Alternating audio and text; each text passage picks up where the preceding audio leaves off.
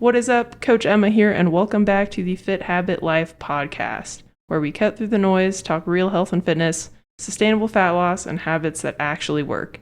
And today I have a super special guest, Coach Laura. We met on Facebook in a forum. Her and I, well, more so her now. I've kind of dropped off there recently, but we answer most people's questions, I'd say for the most part, the right way. There's some bad information out there in that forum. If you know, you know. If you don't, that's okay. But we became friends online. She's an awesome coach, and she's honestly my go-to with nutrition questions. Like, I think she's probably the GOAT of nutrition, just in general, like doing things the right way, cutting, bulking, finding your actual maintenance range. So I wanted to have her on to talk about bulking, because I think most women should probably be in a bulk, and most women have never done that before. So I just thought it'd be fun to have her on, ask her questions, and provide some more learnings and maybe paradigm shifts. Well, Emma, thank you so much for having me. I am stoked to be here. And also, y'all, this is our first time actually talking in person. We've sent lots of voice memos back and forth. Oh, we've messaged quite a bit. And I was like, true. we're on the phone for the first time together. So that's kind of like, it's a next level friendship unlock right here. So call it a win live on a podcast. I didn't even think about that. That's true. Like, we have never been on a call before. Yes. But voice memos are like a call that are just disjointed. So that's true. That's true. Well, I'm super stoked to be here. Just give you guys a quick background about myself. I officially became a nutrition coach in 2020 during lots of upheaval with obviously what's going on. But my nutrition journey actually started in college when I got celiac disease, or a celiac issue like gluten intolerance, dairy intolerance, my senior year of high school.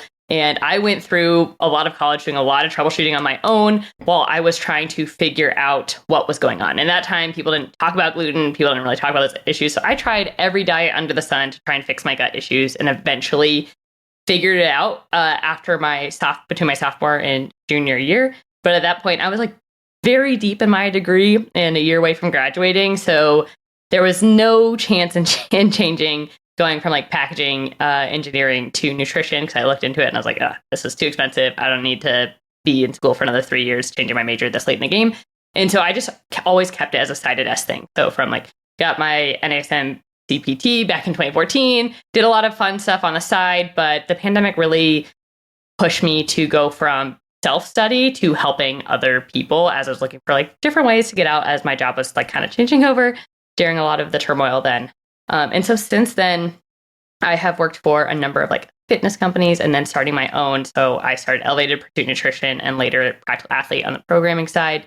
And my goal has always been, how do we help you learn the most about yourself and then learn how to navigate both maintenance, cutting, build, and performance maintenance phases? Because there's a lot of bad information out there, as Emma and I are constantly trying to combat out in the space. And so providing just evidence-based learning how your body works and using that data to make the decisions, to take the emotion out of it. We coach a lot of women here, and there's a lot of emotion tied to these phases. And so my goal here, and I know Emma's goal here, is to help you guys understand what's going on so you can take the emotion out of navigating phases. Yes, that is the key, right? So that's crazy. That's right. So actually, originally we connected because we both used to be engineers of some type. And that's, so when senior year, you were like actually interested in trying to switch majors, like fully? Oh yeah, I looked at how many credit hours I'd need to switch from like packaging, engineering, and design to nutrition, dietetics, and I was like, oh, another 4 years of school. And I'm like, no, we're not going to do that. So I took a couple like classes and participated in some of the extra labs I could fit in, but I was like, I'm not gonna be here for 4 more years. So yeah, that's a lot. I went to I did a brief stint of grad school, and I was like, why did I do this after, 22 plus years of school or whatever? So makes sense. And honestly, with nutrition coaching in general, like just coaching people is the best way to learn, and through yourself, like self experimentation, which I'm sure you did a lot of with so how did you navigate like celiac disease back then? I'll clarify one thing. I said celiac disease. I am not confirmed. I realized I said that, and then I was trying to clear that. Okay. I just have really horrific reactions when I eat gluten, and one clarification there. But in the test at the time, when they're like, okay, we can test you, but you have to eat gluten for 3 weeks in order for us to like go then do a microscopy. And I'm like, no, thank you. I don't want to do that after I figured it out. But honestly, it was Rob Wolf and the paleo diet. So when I had gone through, I'd been vegan, which was awful because I ate a lot of grains. So there's a number of like iterations. And then right around then was when CrossFit was getting very hyped up to like late college. And I was like, oh, let me try this. Nothing else has worked. And it was like a night and day differential. Like 3 weeks later, I'm like, oh, I don't have this horrible nausea. I don't have stomach pains, all these cramps. Like everything is getting much, much better. And I tied it back to, okay, tried gluten again. I was like, oh, no. That is absolutely the issue, is that the wheat products and I do not agree at all. Well, that's good that you know that, because I think, well, I don't want to say it's common, but there are like quite a few people out there that probably just that in general would help them feel better. I noticed personally too, like I don't have any diagnosed anything, but when I just don't have it, I just digestively feel better. I have less bloating, less brain fog. So that's cool that you figured that out earlier than later. Yeah, I mean, it took a good 3 years, like post, like so I had a traumatic softball accident in my senior year of high school where I took a softball to the face, blew out my eye socket, my cheekbones. This is all like reconstructed here. Wow. And then had my like jaw, they had to go in through my jaw. So I had a liquid jaw essentially wired shut I had to do a liquid diet for a few months or a few weeks. Man. Honestly, it's a very hazy period of time in my history, but they had a liquid diet for quite a while coming in there. And then when I started reintroducing food was when I noticed all those gut issues. And so that was like from 18 to 21-ish of like just trying to navigate like things eating aren't the same way. I put on probably like, I went from like 120 pounds, which was like super skeletal post injury, to like 160 over the course of my freshman year, which was a big weight swing. Like I went from very, very under muscle post the injury to gaining a lot of body fat and a bit of muscle, I do think, in that amount of time frame. And I'm like, this can't, like, nothing is right. Something is wrong. How do I fix this? Because I'm not even drinking that much. I'm playing rugby. I'm getting like 20,000 steps a day. Like I am doing a lot of stuff right now. Like the math doesn't math. It can't just be this freshman 60 or 40 or whatever. Like there had to be something else going on. So in that time frame, going through and navigating all those pieces was really what opened my eyes and going, okay, like, oh, wow, if this food has this much of an impact on my life, that means all these other things that we see, like there is that connection to where that food is when it comes to digestive, when it comes to like mental health, when it comes to physical health, when it comes to joint health. Like there's a massive connection there. And my goal is always like, hey, I've gone and walked this path before. How do we help you avoid these pitfalls?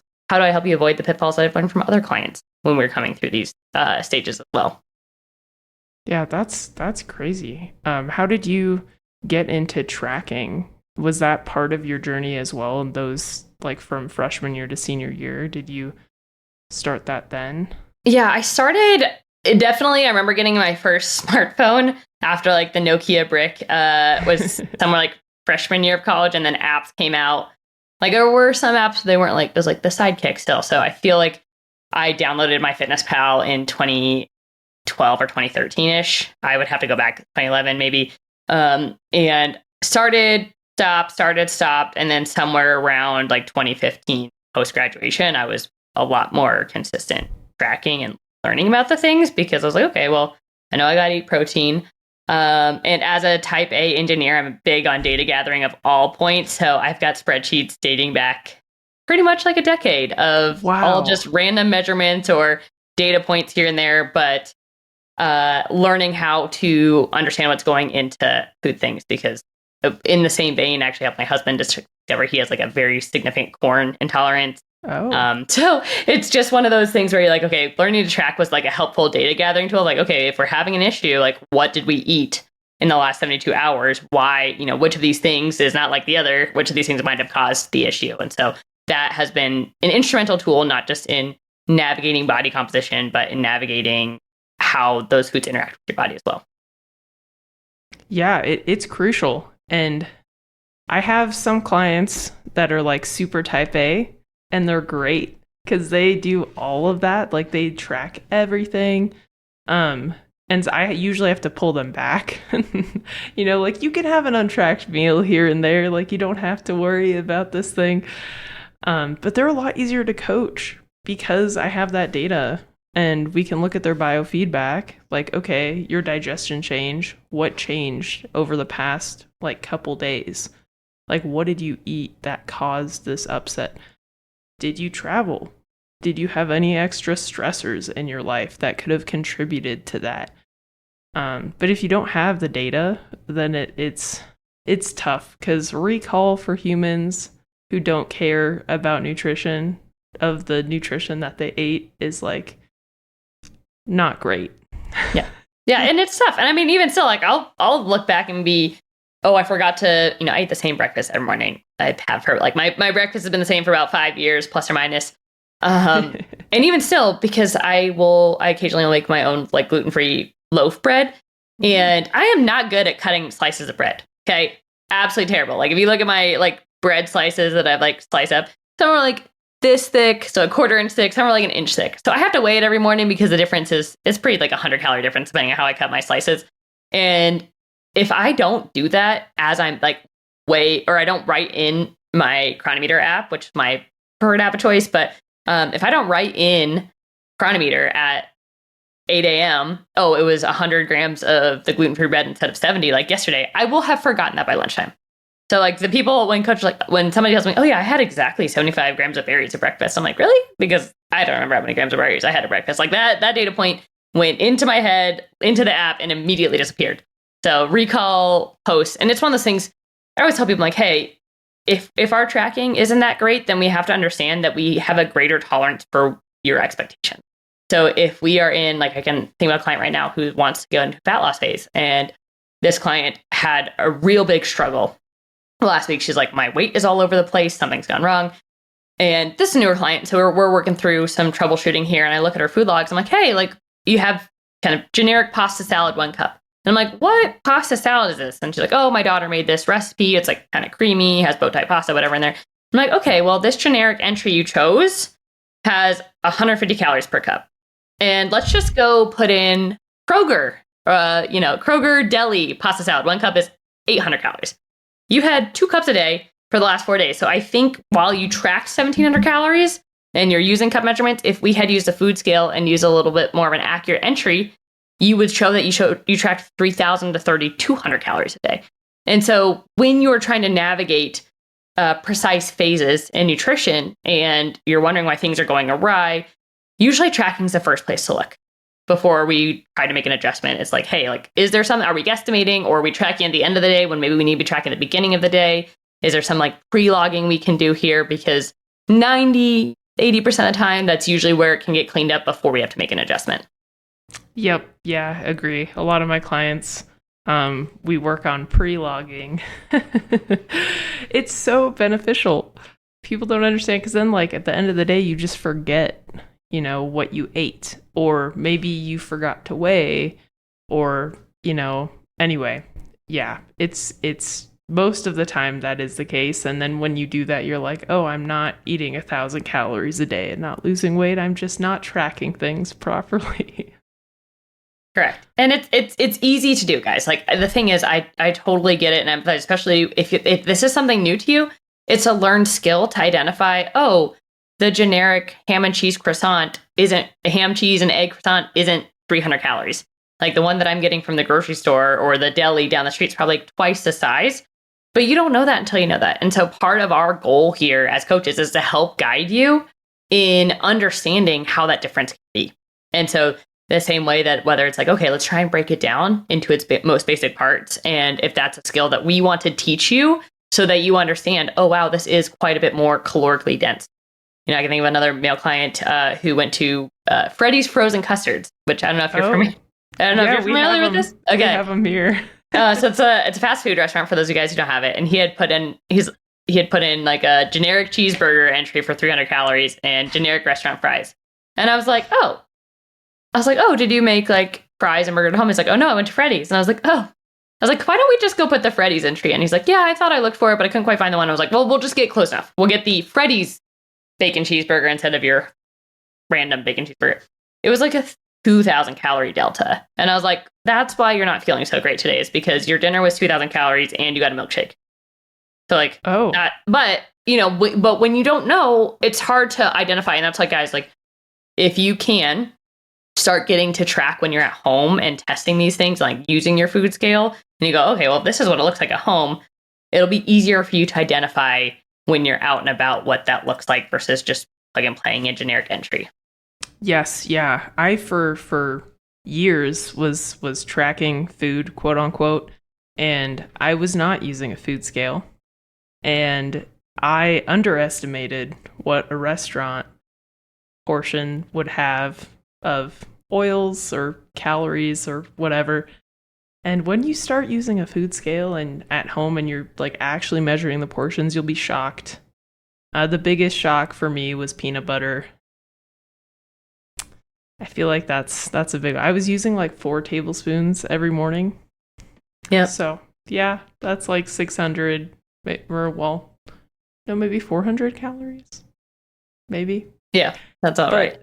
Yeah, a lot. So when think you're having 1 tablespoon, that's like 4x the difference. And then imagine like at home, you're not adding extra stuff to the food. When you go to a restaurant, it's going to be quite a bit of a difference because they don't really care about your fitness goals. They want the food to taste good.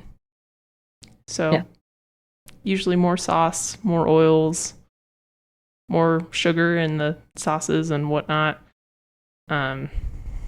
So yeah, it's eye-opening though. Like, and again, if you don't know, you don't know. So it's okay, but that's our job, is to help you guys and educate you that there is a big difference, and teaching you without judgment how to actually learn and understand the differences, I guess. Yes, exactly. And I think the easiest rule of thumb that we can kind of take away before you pivot to the next topic is, guys, if you're learning how to track here, if you're estimating a restaurant, I tell my clients, like, the plate that sits in front of you is probably 800, 1,200 calories. So unless you're making massive adjustments or you're not eating what's on your plate, if your off the cuff estimate is 600, probably try again or send me a photo, because 800, 1,200 is usually average for most American restaurant portion sizes. And if you're at the Cheesecake Factory, put that up to like 600. Yeah, minimum. Maybe 2,000. Yeah, and use Chronometer. Also, best tracking app. I was using something else, but it just gives you so much more information on the foods that you're eating. So, and it's free. So, highly recommend. Yes. That's news to me. I did not know Emma has made the switch over. So I'm gonna say I influenced her because she's been following on my Chronometer posts. You did, and so did my coach, because my coach was like, "You have to use it." And I'm like, okay. Because when you have all the recipes saved and you're tracking app, making the switch is quite a bit challenging, but it is much better. Yes. Once you get everything loaded in there, it's a breeze. Yep. So now, the topic of the hour: how to actually bulk properly. The real question. The real question. Should you add 1,000 calories to your baseline? Not only should you not add 1,000 calories, you shouldn't add 500 calories. In fact, what? You probably even shouldn't add 300 calories in a build.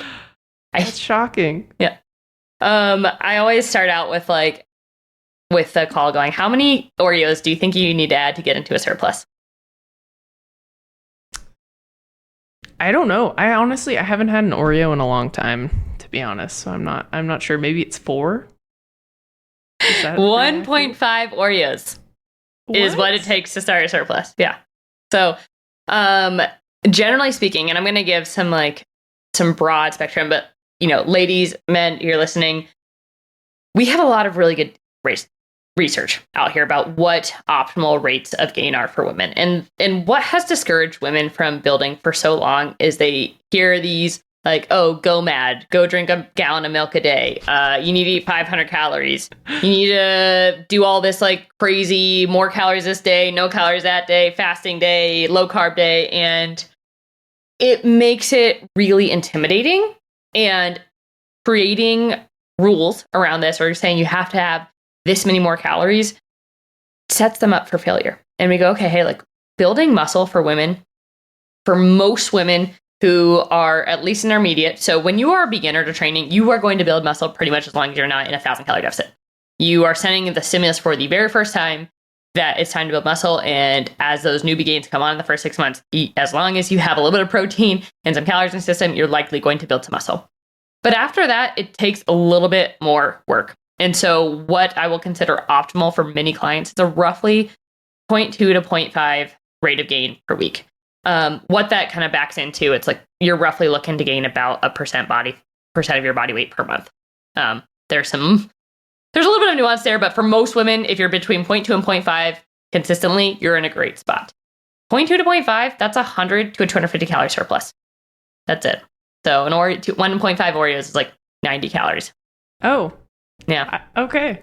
Yes. Backing into our Oreo discussion. So the thing is, though, what do we know about all of our female clients is most of them come to us with this history of not eating enough. So when we're talking about being a surplus, we're talking about being above your top end of maintenance. So everybody has a maintenance range.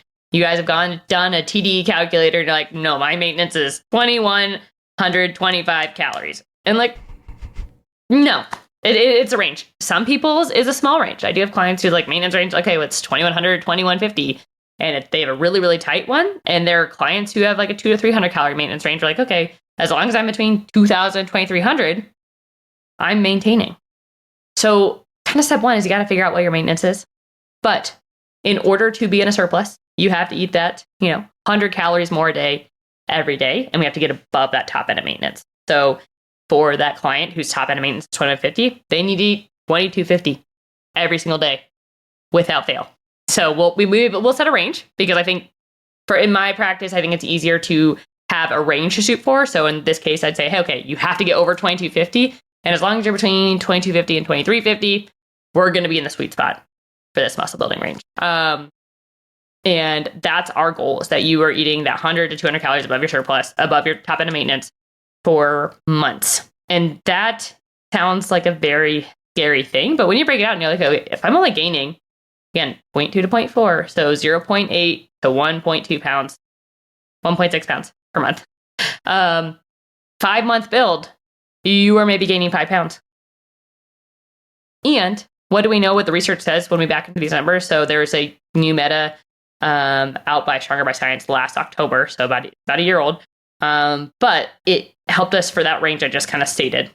And when I say please reference back to Stronger by Science, I can send Emma the link to put in the show notes here, just so that the percentages, like I would apply the percentages to you, because it changes based on where your current body size is.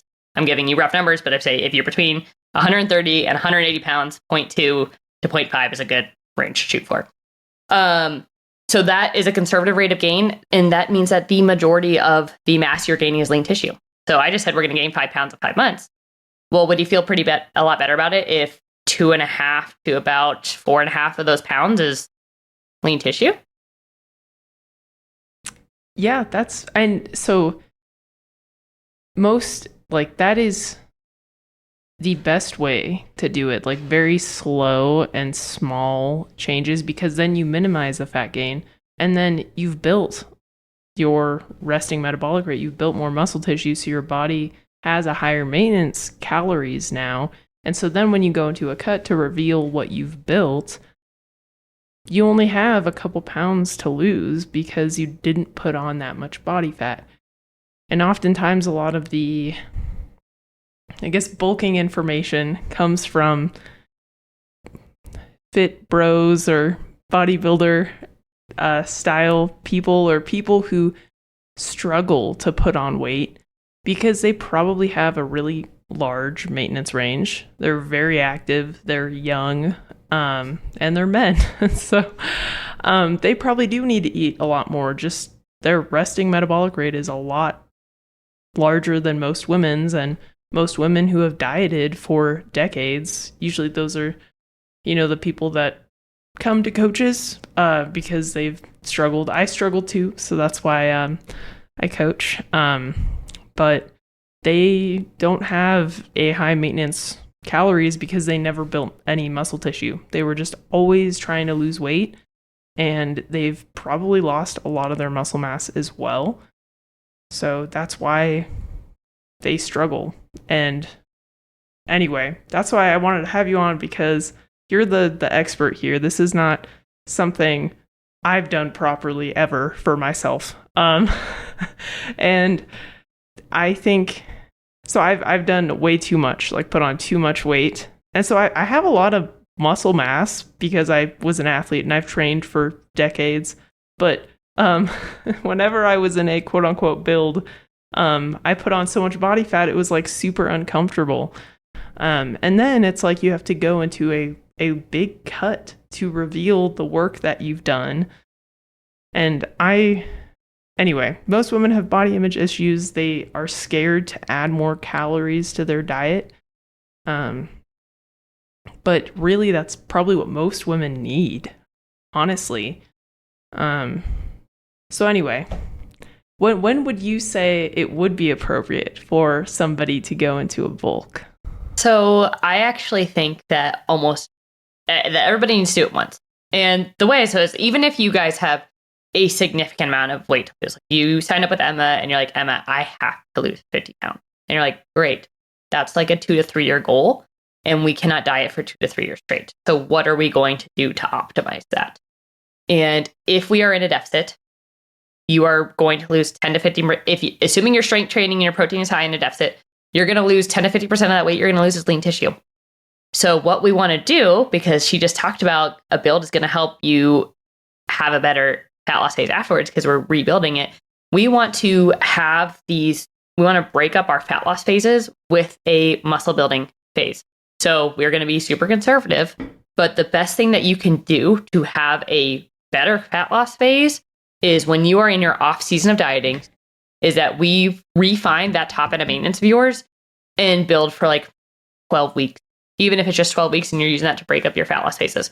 So the reason why I really say this is because we can spend that 12 weeks, you're going to regain any lost tissue in that deficit real quick. You put on some lean tissue and then you resensitize your body to fat loss going into it. And so that in and of itself is the one thing that I think is a big miss, because I get a lot of clients like, I can't possibly add another ounce of body fat to my body. I'm like, I hear you, but you've also been chasing this fat loss goal for so long. And it's not that you haven't dieted and lost weight, but we have struggled to maintain our weight afterwards. And I think the one thing that really teaches people how to consistently is when you have to stuff food in your face for 7 days a week for months on end. Yes. So when you have to figure out, like, if you, and I just said a build is only 1.5 Oreos more than a top end of maintenance. So if you figure out an eating pattern where like, this is what it takes to eat consistently at this exact same calorie number for months on end, because I'm trying to build as much muscle as possible and gain as little fat as possible, then you also know how to figure out how to do maintenance. You just go, I need to do that, but 100 calories left. My clients who do a build, then a fat loss phase, go, oh, wow, maintenance is 1,000 times easier than I ever thought it was, because I actually practiced what it was like to eat enough every day. And so that's why I recommend it for all women. Now, granted, we do have clients who do have 50 to 100 pounds to lose, and I go, cool. I want you to do this we come out of between our fat loss phases. We're going to do a short build after you've done your first one. And we're just going to use this to resensitize your body for future fat loss phases. Because also, guys, it's the holidays. I don't know when Emma's going to release this episode, but I assume it's September now. So sometime September, October. What are you going to be doing the next 3 months? Like, are you really going to, like white knuckle through a fat loss phase and get to Thanksgiving and then YOLO? Like, that is not setting up for success. Like, the one thing that we pretty much have all of our clients across the board are in a build through the October, November, December into like the first week of January, because we're reducing the friction in your life. You're like, hey, I know everybody. We've got a couple hundred clients across my team of coaches. Like, we're going to have probably 300 clients already fat loss phase in January, February. But you know what? They are all in a build right now, or they're in a performance phase, or they've got something going on, because that's going to set them up for better success and less friction. Like, you don't want to be turning down every single holiday party, the fall bake sales, the Thanksgiving, bringing your lunch to Thanksgiving, like dinner. Like, that's ridiculous. So everybody who is not in a fat loss phase should probably be spending some time building each year, just to, one, regain what you lost in the fat loss phase, and two, rebuild that lean tissue or build some more, so that when you do have stuff to when you go through a deficit thinking you're going to reveal stuff, that you actually have the lean tissue to reveal. Yes, totally agree. The holiday season is also the absolute best time to be in a build, or even just maintenance, like maintaining what you've got, because like you were saying, like trying to be in a cut at Thanksgiving, that sucks.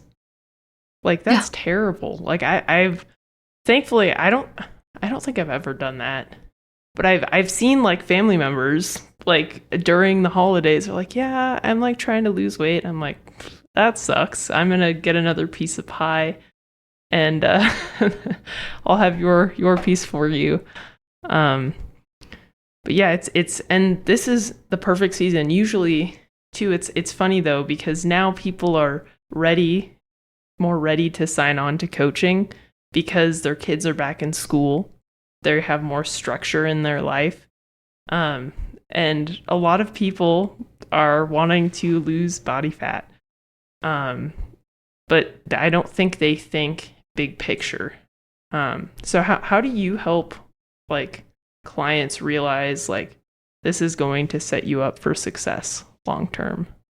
So generally speaking, if I have clients heading up right now, at this kind of end of the year, I'm like, cool, I hear that you have goals, and I actually want this to be the first time you succeed them.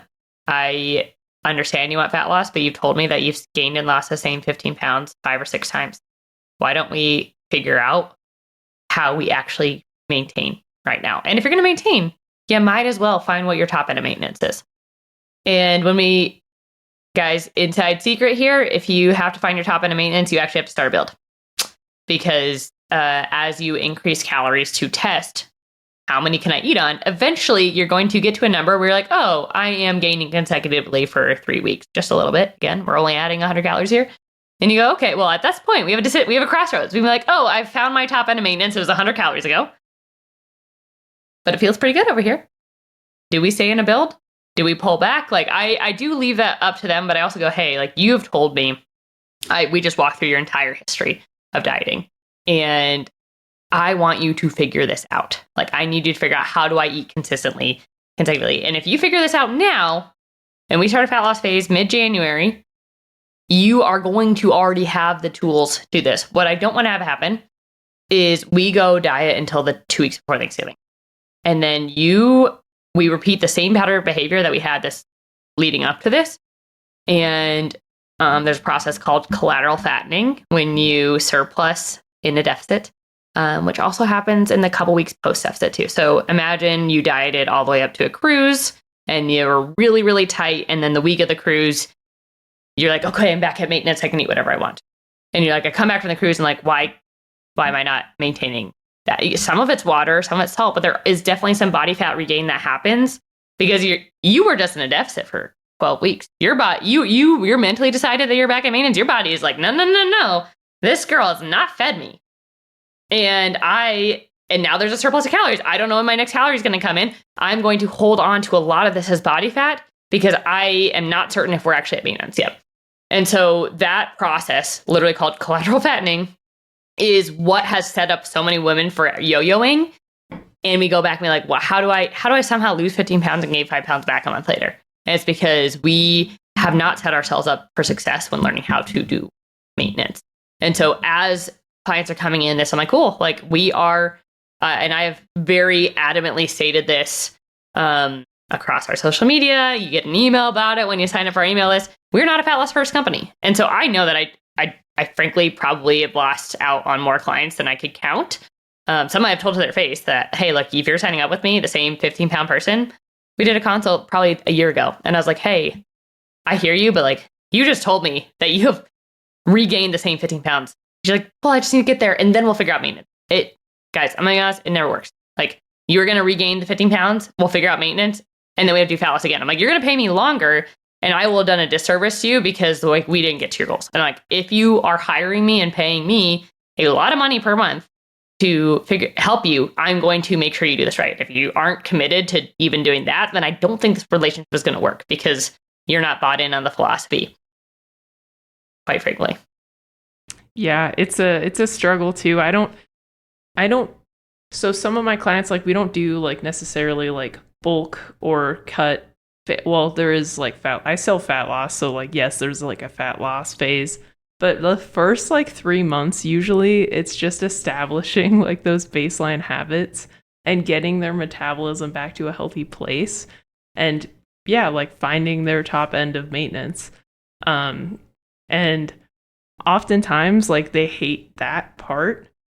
But like one of my clients recently, he was like, yeah, now I'm actually in a fat loss phase. And like 25 pounds came off like really easily because I spent like 4 months like at the top end of maintenance, not doing CrossFit every day, actually strength training with proper rest and periodization and rest periods.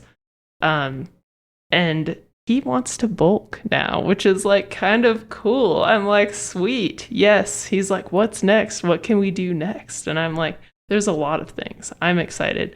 But it's because he trusted the process and he did that. I have a lot of clients that when, like, again, I lose out on a lot of them because I'm like, yeah, this is not a quick fix. We're not going to cut your calories right away. Usually you don't even know how many calories you are eating, so we need to learn how to do that properly. But then after those 3 months, some people are like, you know what, like this is a lot, or they don't trust it, and then it takes way longer than the 3 months that it should because they keep regressing back to those old behaviors and patterns. So I need to do a better job of setting my floor, so to speak, with clients. But yeah, it's really cool when someone actually does that because then they actually can maintain it. So yeah, this client was like, he's tried all the diets and he said he's like, I think mid 40s, and he's like, I haven't been below 200 pounds since I was 21, and it's easy because he tried to bulk. I think people don't realize that, like, yeah, it can be uncomfortable. You just did a post about bloating with bulking and how to mitigate that, and that was actually really great because I have to eat a lot of carbs right now. So I was using that. Been adding maple syrup to my water intra-workout, and it actually tastes really good. So if you're struggling with your carbs, try that out. But I don't remember what I was saying. But it's fun to eat more, and most people should do that because even though it's painful during the process, once you actually, as we've been talking about, go into a fat loss phase, it's easy, and then you can maintain it, and you know what your top end of maintenance is to go back to. You're not like guessing. Anyway. Yeah, no, it is. It's hard. It's a hard sell, guys, and I get it. Like, it is the scariest thing in the world to be like, I have been chasing the scale to go down for months on end, or years and years, decades, and you are telling me that the thing I need to do to have the scale go down is the scale go up. Like, that is a hard concept to wrap your brain around. And I think the other thing that can make it really hard is you might go through a build. And if you're in my camp of client who has 30 pounds to lose, but isn't dieting in the holidays, you're like, I don't see what changed. Like, I just did a 5-month build. I gained, or I built through the holidays and I gained 5 pounds, and like the photos don't show the thing. And that's the hard part to trust. So like, we'll be doing photos and like, actually we'll do photos, but like, hey, photos only got different. If we gain 5 pounds and the photos look vastly different, then we'd know for sure the build wasn't working. But if we look at that and we go, the circumference measurements, well, the circumference measurements didn't really change, or maybe they just went up in your arms and legs, but down or stayed the same in your waist. Like, hey, cool. We know we're adding tissue. It's beneath the visible surface right now. And that's a hard concept to understand. But when you go, hey, where's your biofeedback? You're sleeping better. You're setting PRs in the gym. Your energy is better. You are less of an angry person at work and at home, and you're less like snappy at your spouse or your kids. Like all those things are biofeedback to go, oh wow. Like I remember I had a client tell me 2 months ago, she's like, I can't remember the amount of time that I laughed multiple days in a row. Like it has been years. She's like, I kind of forgot what like that kind of joy felt like, because she has been under eating for so long that she's like, oh wow, I kind of forgot what that was like. And I go, think about biofeedback things, like part of when you are so carb depleted, your body doesn't have the resources to manage stress. It doesn't have the resources to kind of deal with joy. Like the biggest reason that I will have clients pull out of a deficit, usually around like week 10 to 16-ish, is they'll be like, I am kind of a raging bee at home. And if I snap on my kids one more time, like this is going to be a big problem. And I need to be a nicer person. And the only way to be nicer is to have more carbs. And I'm like, there you go. You just hit a guardrail. We're going to call it a win. We did 10 weeks and we will table this for the next go round, because we don't want to be hitting those kinds of things. And it's hard, especially as busy professionals, we don't have unlimited resources to spend all the time in the day to also sleep and kind of do other things. So we plan those guardrails around our build and fat loss phases so that we know when time is to pull out. So in Emma's case, when she said the only bulk she did was essentially she did a dreamer bulk here. So a dreamer bulk is when you just add oodles of calories and you're like, I'm just going to go for it. And unfortunately, so kind of referencing some of the numbers I said earlier back, we only have a finite amount of muscle we can build per week. So like that research I quoted earlier for women, that's roughly 0.1 to 0.25 pounds of muscle per week. If we are gaining more than that, or 0.15, it kind of really depends on where you're at. If we're gaining more than that, we are likely just gaining additional body fat. And so if we have that finite amount of muscle that we can build, our goal is to just build that amount. And part of that too, and I think the one thing we haven't touched on yet is that for women, especially guys, you can't look at this as a week-to-week basis. I'm going to tell you, I'm in a surplus right now. There's not a single week of the last 6 surpluses I've done where it's been exactly 0.2, 0.2, 0.2, 0.2. There are weeks where it's like, 1.6 week over week. And then it'll be negative 0.5. Because as females, we have a lot of water fluctuations. So you, as a requirement, if you are going to do a build, you also must download, if you're not using one of our spreadsheets that helps you track your like weight trends, you must download Happy Scale or Libra, a weight trends app that says, hey, your 30-day trend line is 0.3. All right. Because we don't care about your week over week. I don't care about your day over day. Because also in a build, you have a little bit more caloric flexibility. So you're like, oh, cool. I can go to the movies tonight. I can make popcorn work. Well, popcorn's really salty and full of carbs. And if we're doing it at 8 o'clock at night in the movies, it's going to show up in a way in the scale. And so rather than looking at week over day to day or week over week, we got to look at that 4-week trend line, especially for clients who have really big swings around your cycle. Like it is going to look like some big waves and dips. And you just have to hold on and really look at all those other areas we just talked about. Like, are you setting PRs in the gym? How is your biofeedback? Are all those, how's your performance? Like, are all those are in line? Like, you're just going to buckle that seatbelt and hold on. Because you also have those weight fluctuations and maintenance, but it probably didn't freak you out as much. You're like, well, it all works out the end of the day. But as soon as you go into a build, you're like, oh, am I gaining too much? When really it's no changes in the amount of fluctuations you have. It's just a little bit amplified because we're now focused on building and gaining weight.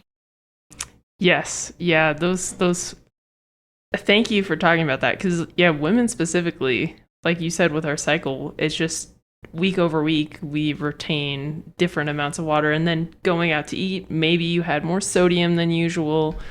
And that can really screw with our heads. So that was a great thing to bring up.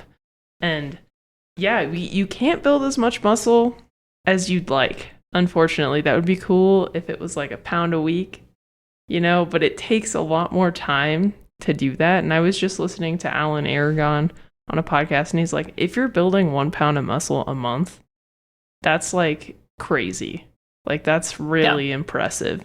So yeah, it's slow, and the trends are the important thing. I mean, same with fat loss. There will be some days or the scale might jump up, but the same thing, we're looking at the trends over time. Is for every 4 for, I guess, the average like 2, 3, 4 weeks is the trend line downward. If that's the case, then there's nothing to worry about. So kind of same thing. Yes, exactly. And that's the thing where we, especially like in a fat loss, you're probably looking at 2 to 3 week trend line. Build minimum 30 days. And for those of you, like especially ladies here, if you're somebody who suffers from like a PMDD or extreme fluctuations around your cycle or have a very stressful lifestyle, we may be looking at it at 60 days, to be honest. We have to look at this big arcing trend line because we're talking about 0.2 to 0.4 per week, right? So you're like, am I slightly trending up less than a pound in a month?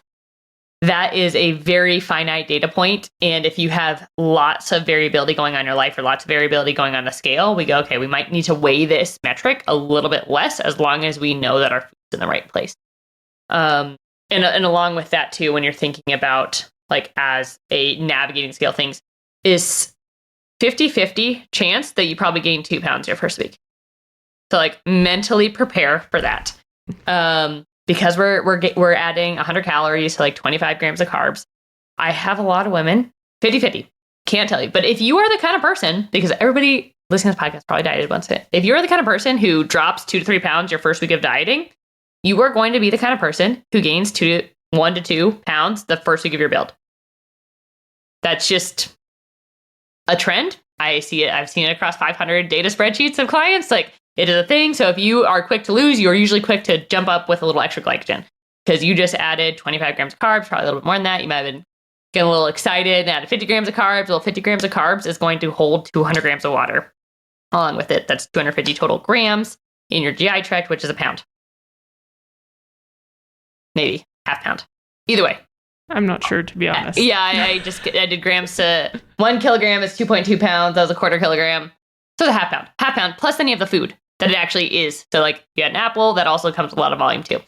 So as you're thinking about those things, like be prepared to be like, okay, if I'm sitting at 150 pounds right now, I will be starting my build at 152. And then I'm looking for that 0.2 to 0.4 trend line or 0.5 trend line. Like I need to kind of mentally prepare. But again, remember, the minute you come off that build, you got a deficit, that 2 pounds goes away right away because that's mostly just water holding on your system. Yeah, and I think I'm one of those. So I'm trying to find my top end of maintenance right now with my coach, and the scale went up like a couple pounds. And I was like, oh, because I have a powerlifting competition that I need to be a certain weight for. So I'm like, oh no. And he's like, oh, it's totally fine. Don't worry about it. And I'm like, okay, that's good. But that makes sense. Because every week we've been adding like 25 grams of carbs. So there you go. So how long do you recommend doing a build? So I would say for your first go round, I highly recommend a minimum of 12 weeks for everybody. So there's no magic behind 12 weeks. However, it's enough time to actually do it to know, one, if you did it. So let's say we start and you're one of these people who's been consistently under eating. Like Emma hasn't even found her top end of maintenance yet. Like how long have you been adding carbs? For a couple, well, actually quite a few weeks, I'd say. We went a little low my last week of my deficit just to push it a little bit. Probably 7 weeks. Okay. I've been, yeah, I'm at like 2,800 calories. Yeah. Like today I was like 170. I'm like 6 feet tall. Yeah. So Emma has been testing for 7 weeks. Let's just say that, one caveat I'll say is I do recommend that you have 4 weeks, that collateral fattening we talked about, 4 weeks between the end of a deficit and the start of pushing your calories up into a build. Like you've been testing maintenance this entire time, no big deal. But give yourself that 4 weeks of actually sitting at maintenance before you transition to a build phase. But I do find for many people their first time, they add, the 100, 150 calories first time, nothing happened. 3 weeks later, we add another. And they might not get into the build until 6 or 8 weeks into this. And we're saying we are going to commit to 12 weeks. You're like, okay, well, wow. we only really got 4 to 6 weeks of building, but now we know where that top end of maintenance is. And so I say commit to 12 weeks, the bare minimum, just so you actually figure out that data point for you. And we have had, a number of clients come through in our cohorts, and they don't actually end up gaining any weight the entire time. You're like, okay, well, you were so under eating. We started at 600 calories. You got to 22. Nothing happened. And they're like, well, now you know.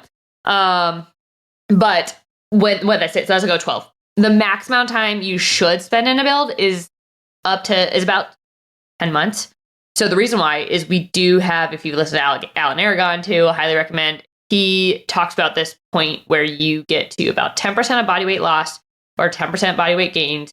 Those statistics I was quoting about like majority lean tissue or losing majority fat mass, they start to just go a little squirrely at those 10% points.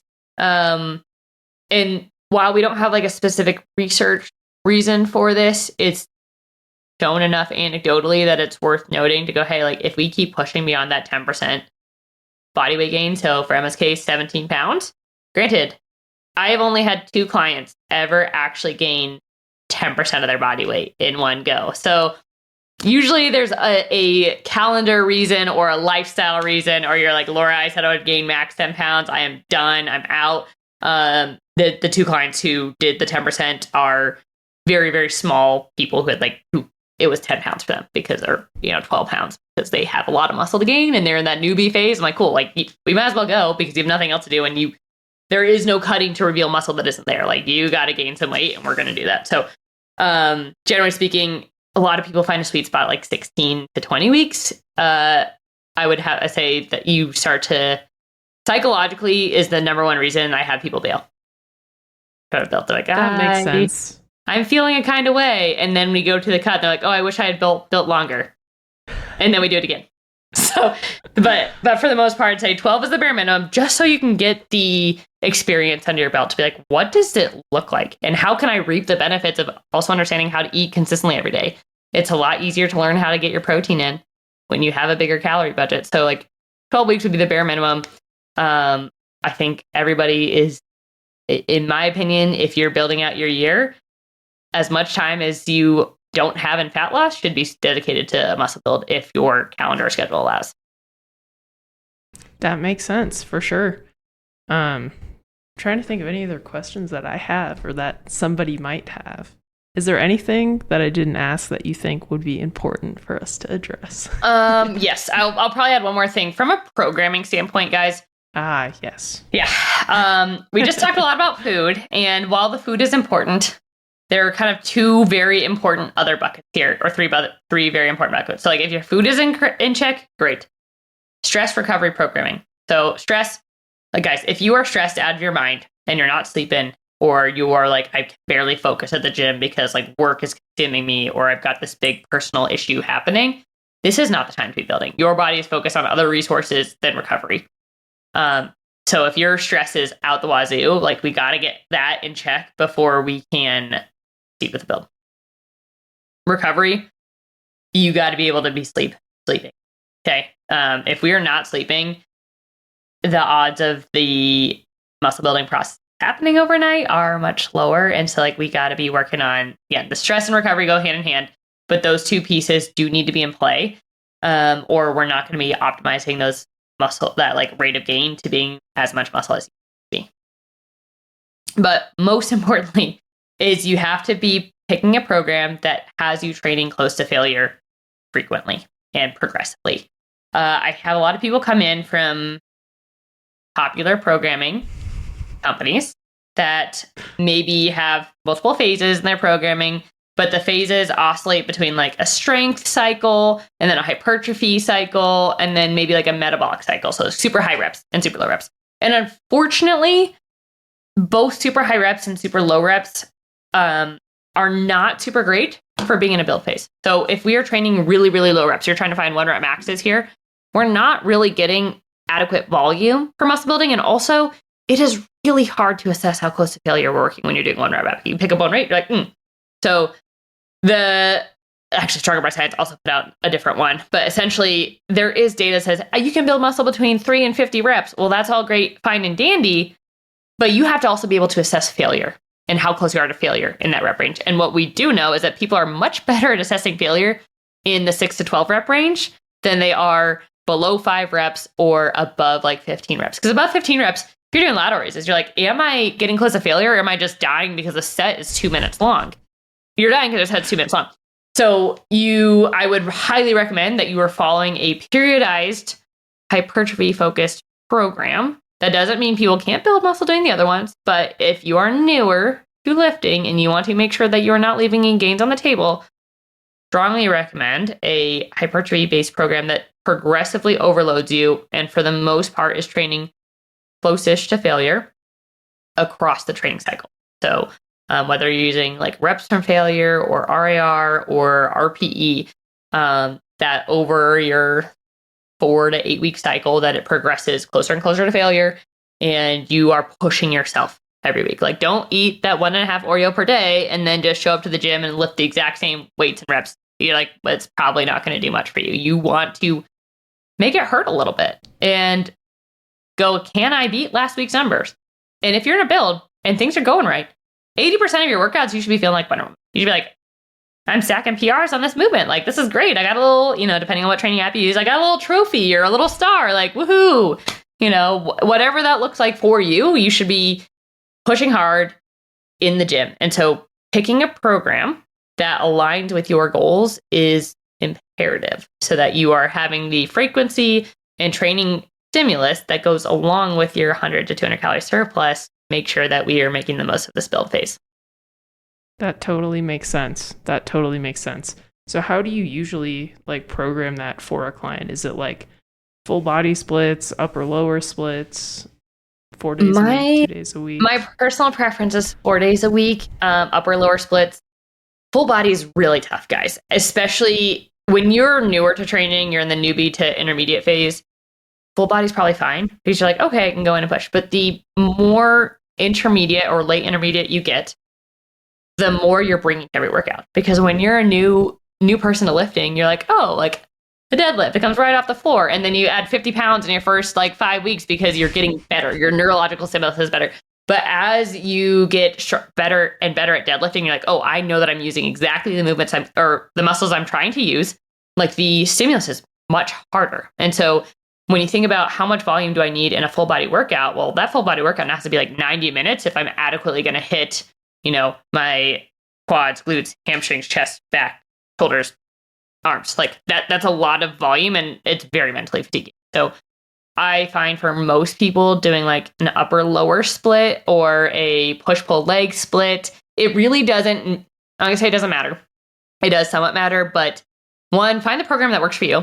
So I have people following a number of different programs. I do write programming, but I also have clients that hey, I really like this other guy's program. Cool. He writes great programming.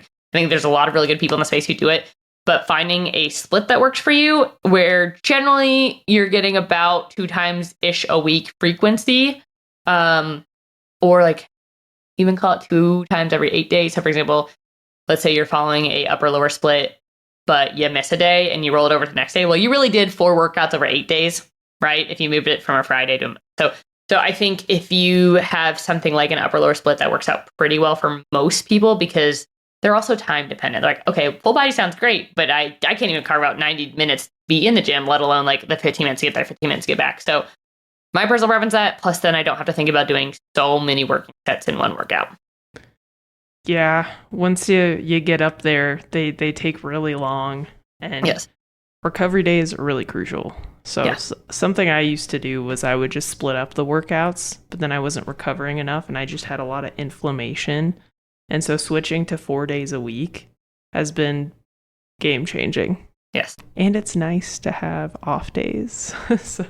Yeah. My laundry has to get done at some point. And so, right? Okay, I do actually have one more thing I'll add to this. So it's nice to have off days, guys. We still got you in the surplus in the off days because MPS spikes 48, maybe 72 hours.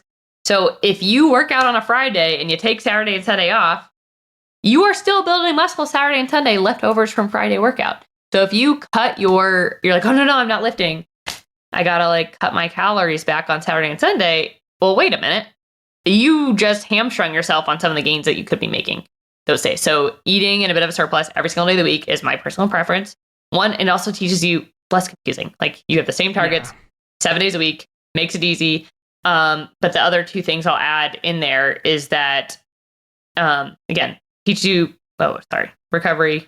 And then just, it creates a better relationship with food. There's no reason to be cutting yourself short on those things. Again, like if you're only in this, like if you told him like, I'm okay to build, but I'm only gonna do 12 weeks. Well, then let's make it effective for 12 weeks. Don't do 7 weeks. Don't drag it out for 12 weeks, but really only eat in a surplus 7 weeks of it. If you only eat like on your lifting days. So the recovery piece is crucial. And also like we don't live in a vacuum. Like I just said, I'm gonna be doing a ton of laundry on my rest days because it's got to get done at some point. I'm not laying in my bed for an hour that I would have been at the gym. Like there was stuff getting done and walking the dogs and doing the things. Like you guys, like it's not like you're not burning calories. You're just doing different stuff that you're not tracking on your watch on your rest days. Yes. Yeah, definitely still get your steps in. That's important. Do the other things. Walk your dogs. But yeah, thank you. This has been very educational. I'm sure the listeners got a lot from this. I mean, there's a lot of crap out there. And so I'm really glad that you're able to come on and share all this awesome information. So usually I like to end the podcast with you saying like, or I guess giving you the floor to say whatever you'd like, based on the conversation. And then, where can our listeners find you? So what would you like to leave our audience with? I'm just going to say, guys, if you're not gaining, you're losing. So if you are somebody with big body composition goals, spending a little time in a build every year is only at least going to help you gain back what you lost in your fat loss phases. And so that would be the smallest amount I'd recommend is that everybody do one once for a little bit every year so you can regain anything you lost. But you guys can find me on Instagram at Laura Justine Savino. And that's probably the easiest place. And it links to all the other stuff if you're interested. So sweet. I'll tag that in the show notes. And if you guys enjoyed the episode, please rate it, tag us on social media, share it to somebody who you know should bulk. Thanks for listening if you made it to the end. And I hope you guys have a great one. Catch you on the next one.